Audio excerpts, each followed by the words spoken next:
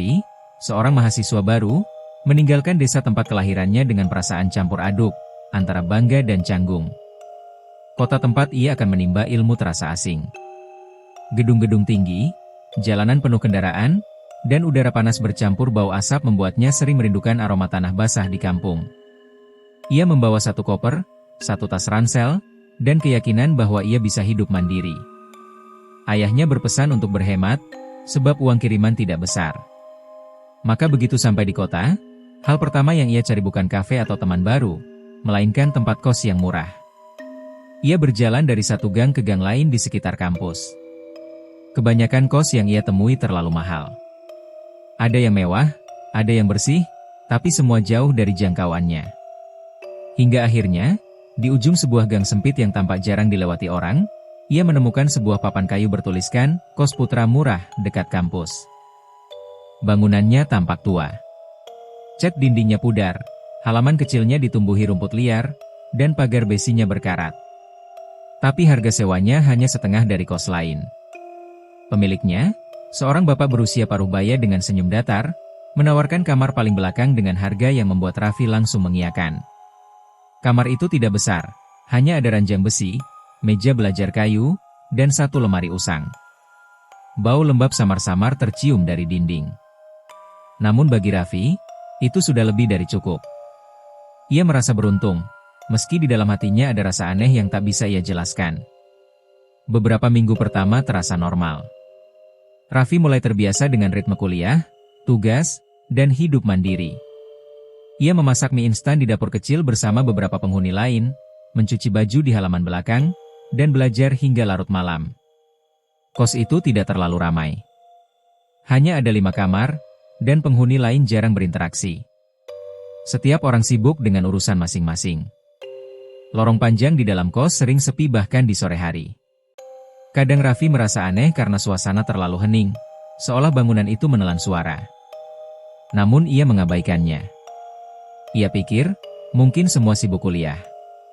Suatu malam, saat sedang belajar, Raffi mendengar bunyi ketukan pelan dari arah dinding belakang. Tidak keras, tapi cukup untuk membuatnya berhenti menulis. Ia menempelkan telinganya ke dinding, lalu diam. Tak ada apa-apa. Ia tertawa kecil pada dirinya sendiri. Mungkin tikus, pikirnya. Tapi setelah malam itu, suara kecil itu sering muncul, seperti gesekan sesuatu dari dalam tembok, kadang diiringi desahan angin dingin yang membuat bulu kuduknya berdiri. Bulan demi bulan berlalu, dan Raffi mulai terbiasa dengan hal-hal aneh. Kadang, saat ia baru bangun pagi, pintu kamarnya sedikit terbuka, meski malam sebelumnya sudah dikunci rapat. Kadang bau anyir samar muncul di pojok kamar, lalu lenyap begitu saja. Pernah juga ia menemukan bekas lumpur kecil di lantai, seperti jejak kaki yang muncul dari arah pintu lalu berhenti di dekat tempat tidurnya. Ia berusaha rasional. Mungkin tetangga kos iseng, atau ada kucing masuk, batinnya. Tapi ada satu kejadian yang mulai mengusik pikirannya.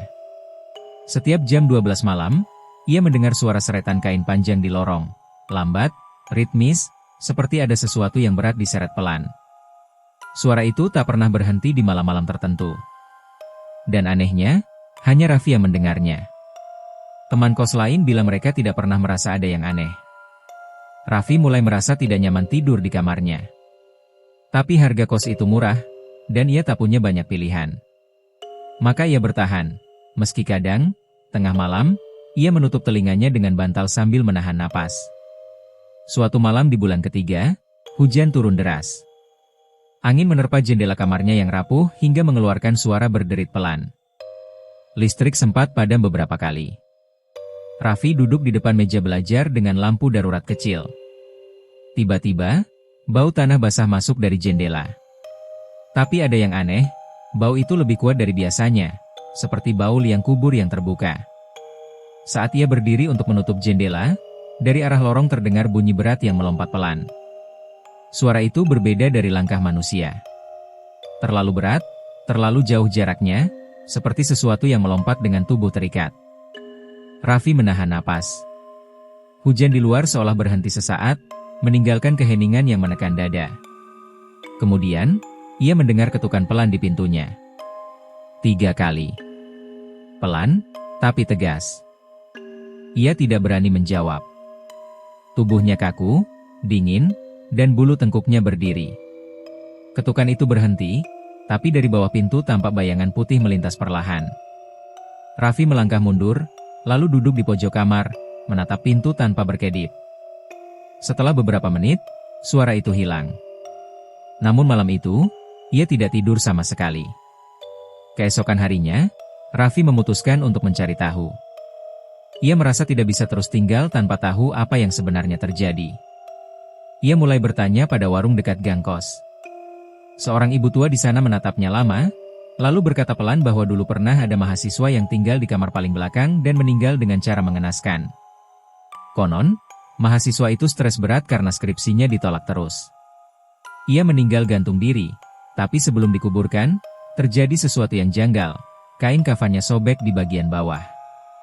Saat hendak diperbaiki, jasadnya sempat terjatuh dan terkena tanah becek dari liang kubur. Sejak itu, setiap malam di sekitar gang itu, warga sering melihat sosok terbungkus kafan melompat pelan menuju kos tersebut. Raffi terdiam.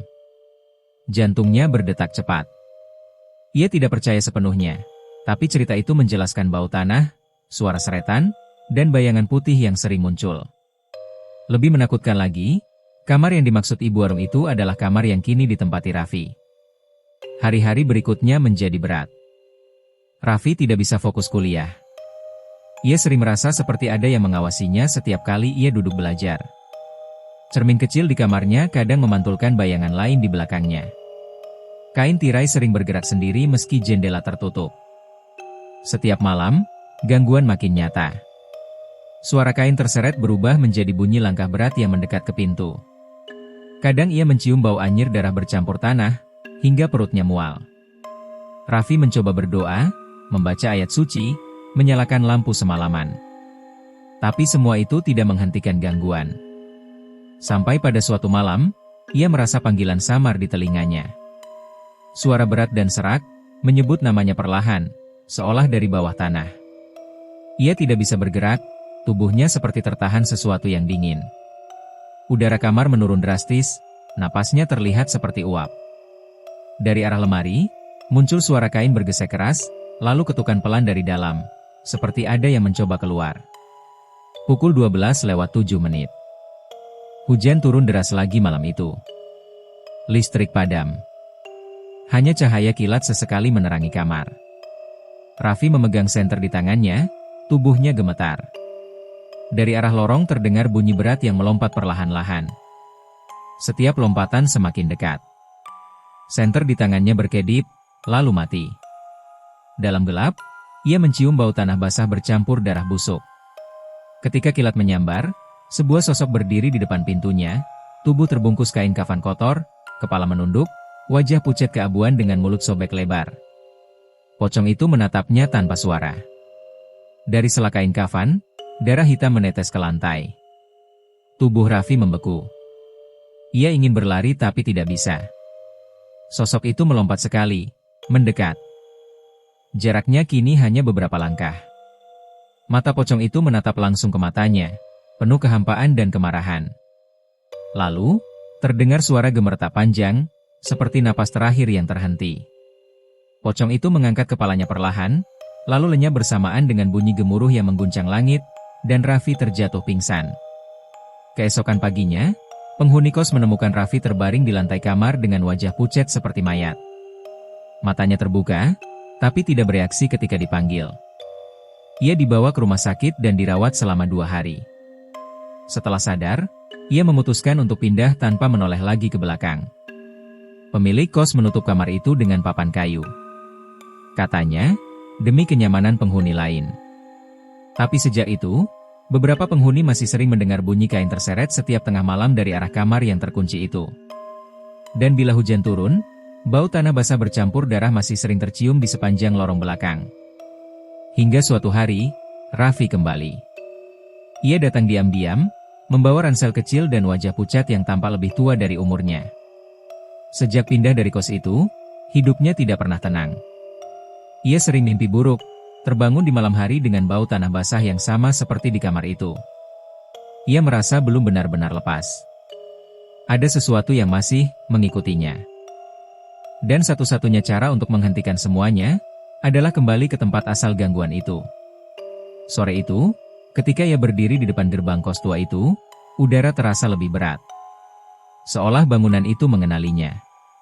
Lorong sempit di dalamnya masih sama, lembab, dingin, dan berbau besi tua. Tapi kini ada sesuatu yang berubah, sunyi yang menekan, seperti ada yang bersembunyi di setiap dinding. Raffi berjalan pelan menuju kamar paling belakang. Papan kayu yang dulu menutupnya sudah terlepas sebagian, mungkin karena lembab.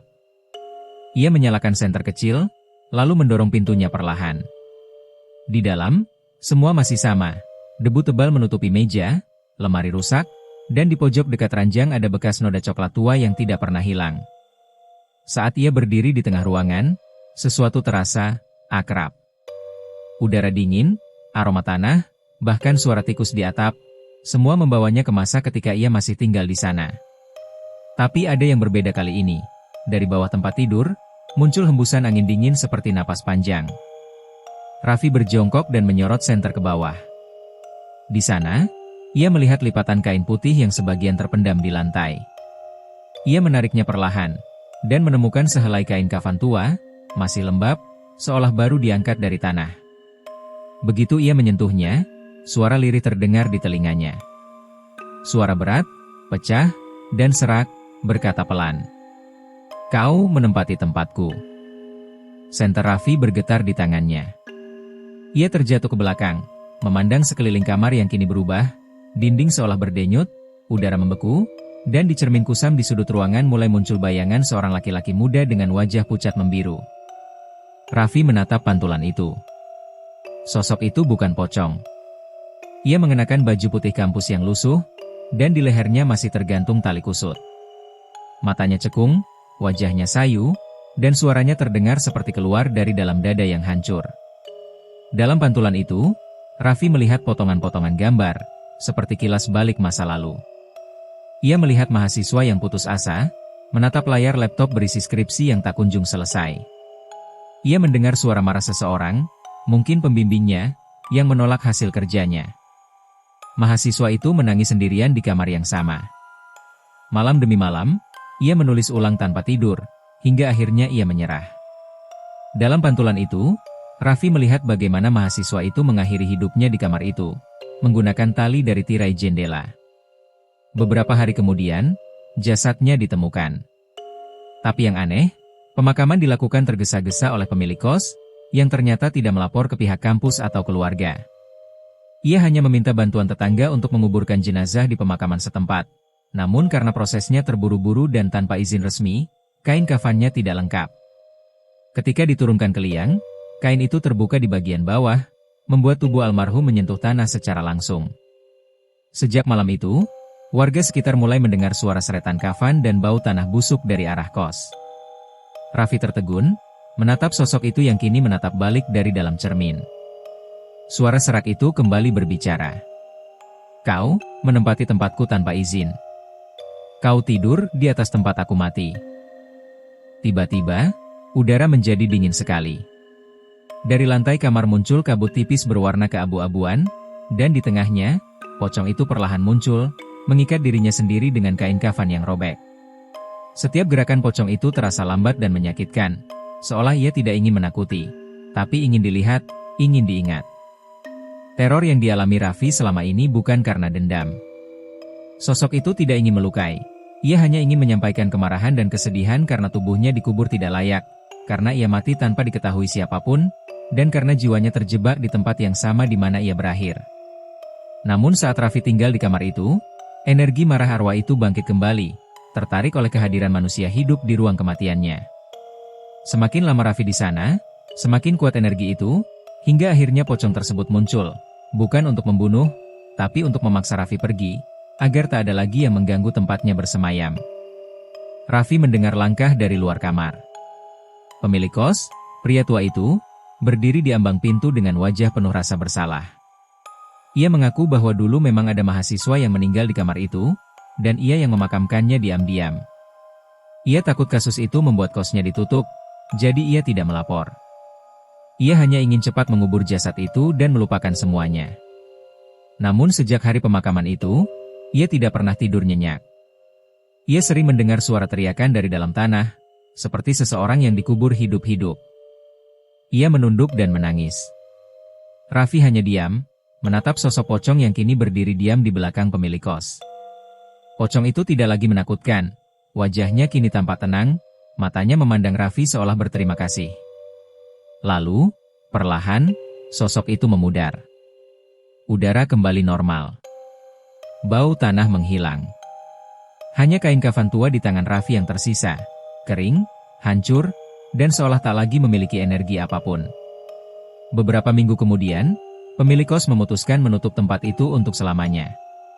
Kamar belakang dibersihkan, diberi doa, dan kain kafan yang ditemukan Raffi dimakamkan kembali dengan layak di pemakaman kampus, lengkap dengan doa dan identitas almarhum yang akhirnya diketahui dari catatan lama universitas. Raffi kembali melanjutkan hidupnya, kali ini dengan ketenangan yang belum pernah ia rasakan.